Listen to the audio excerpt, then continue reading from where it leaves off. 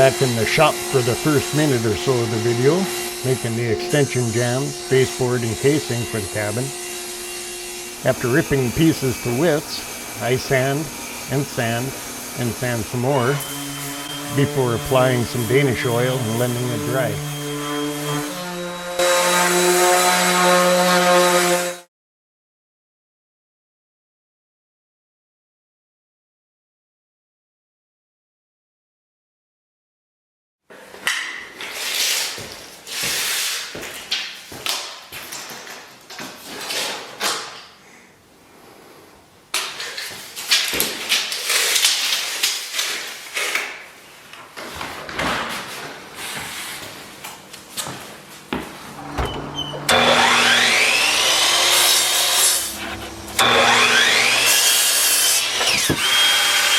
To put extension jambs on the exterior doors, due to the rough cut lumber used is a full 6-inch and not 5.5. And using trim screws to attach the extensions, I realized I had too short a screw. One of those brain fart moments. So off to Menards once more for longer ones. The extension jambs have to be on for the casing, which has to be on for the base to butt to.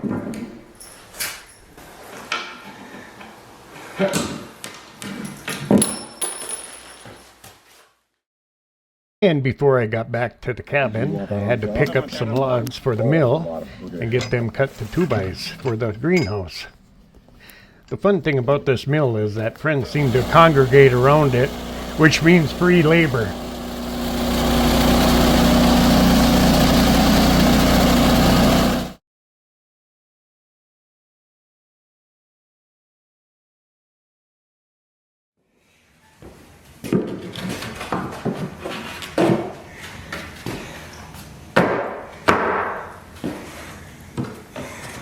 And after cutting those logs into 2x and a bit of a warm-up, it's back to the cabin to finish the trim.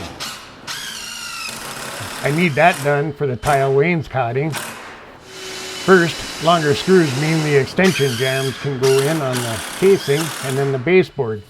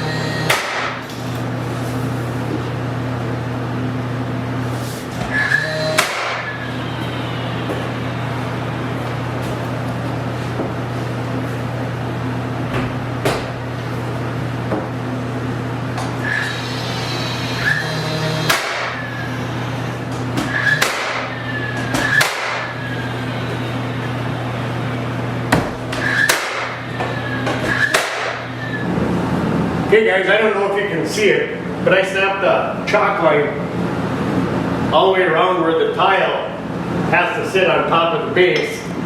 This isn't a piece of base, it's a piece of my casing, but I don't have one cut down to the size yet. And I'm going to put the top edge of the base on that black line just to avoid any scribing and stuff. And then I'm going to make some base shoe, and I'll scribe that to the floor because it'll be a thinner piece and easier to do versus a full 3/4 inch board trying to scribe. So that's the plan, and that'll give me a nice level setting for my tile. Subsequently, the chalk line is dead level, believe it or not, measuring just 3 points off of the 3 corners. And it also came out within a 1/16 of an inch under all the sills of the windows that I got to butt up to.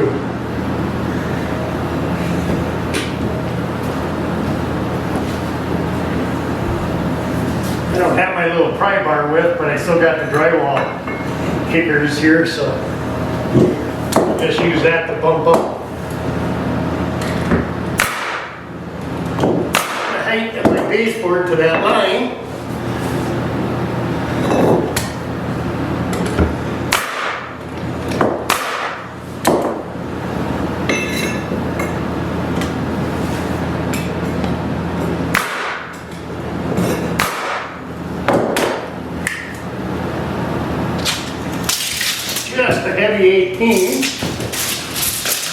side.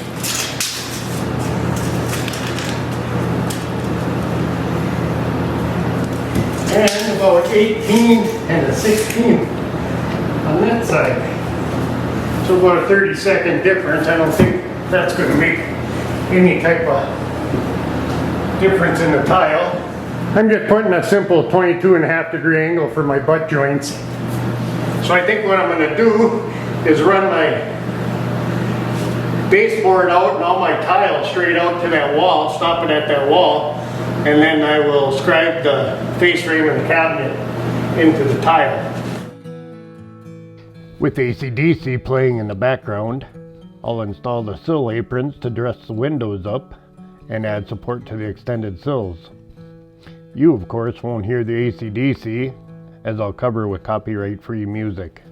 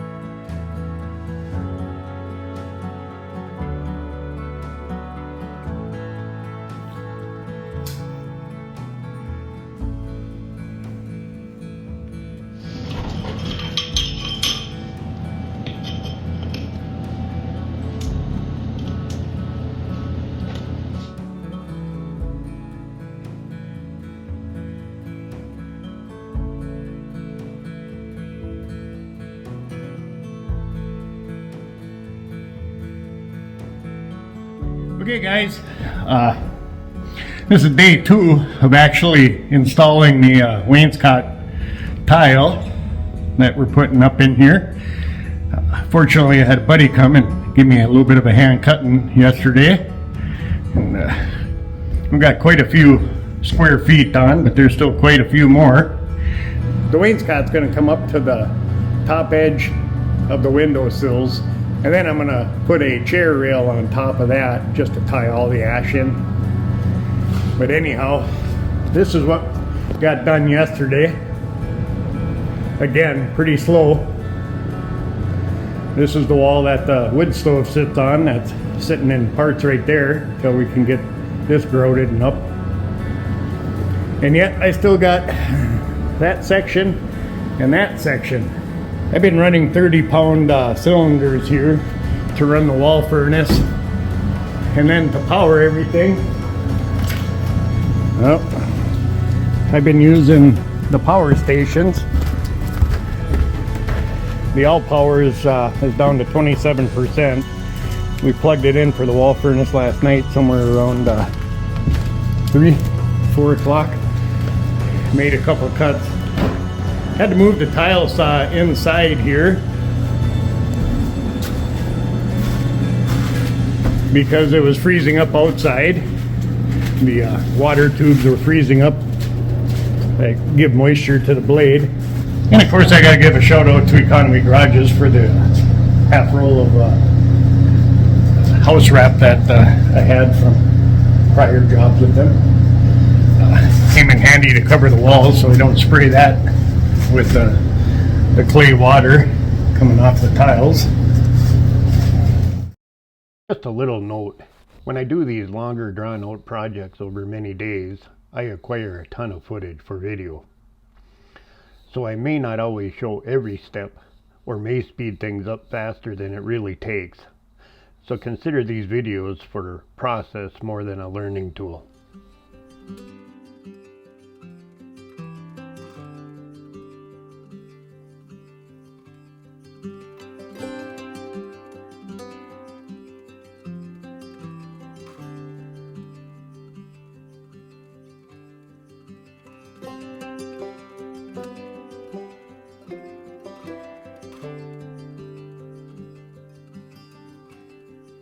Okay, well, the mud sets up a little bit in the bucket there.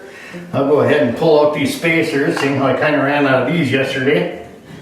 As I've said in the last video on when I was tiling the floor, I'm not a professional tiler by any means, but it's turning out pretty good. Everything's nice and level so far. Yeah, like I say, this is definitely a slow process with these small tiles.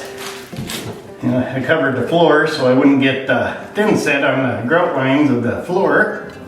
That was the whole process behind running this paper. Because it never fails, somebody always steps in a little glop of thin set and it ends up everywhere. Anyhow, I'll get back to you when I get something more moving here.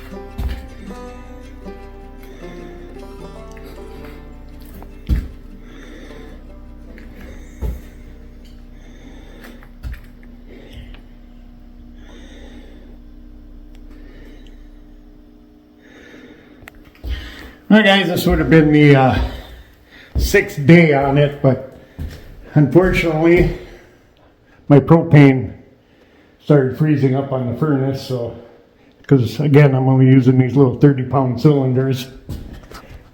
But I think I'm just going to call it a weekend and maybe get some stuff done at home, maybe work on a video. It's all ready for grout now. But without good heat in here, I'm not going to mess around with the grout because it'll just freeze and then chip out. I like it. Hopefully everybody else finds it kind of interesting. And you got to remember I got ash baseboard covered there with the cardboard paper or whatever and painter's tape. So it all kind of blends in. I think it really makes the ash stick out. But anyhow, I will try to get a video together. At least on to the point of where we're sitting now. But until next time, we see everybody later, and I hope everyone's enjoying life out there. Take care now.